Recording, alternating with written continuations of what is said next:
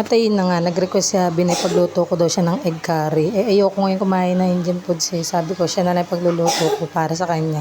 3 egg nga lang pala yan pero walang mo ingredients. So, mas marami pa ingredients doon sa egg. Ayan, gagrind muna natin siya para mas masarap yung sauce niya. Saucy siya pag niluto, grind natin. Yun, mas magandang gamitin nyo yan. Nabibili sa Shopee yan. O, diba? And, kamatis yan.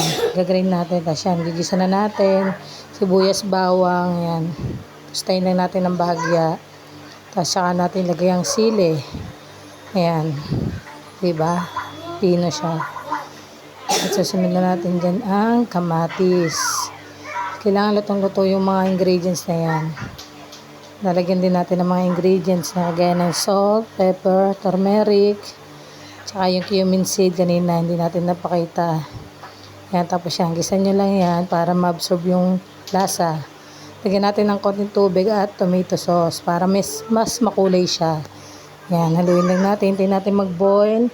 Pag boil na yan, tsaka natin lalagay yung mga egg. Yung egg nga pala, pinarito ko yun, binail ko yun, tapos pinarito ko siya. Yan, para masarap siya. Yan, boil siya, tapos after no, pinarito ko. Ito ang the last part, ang castor methi. Lalong pampasarap yan. Yan, lalagay natin niya para lumutang yung oil niya. Tingnan nyo, creamy yung sabaw niya. 3 egg lang yan eh. Pero yung ingredients, andamalmal.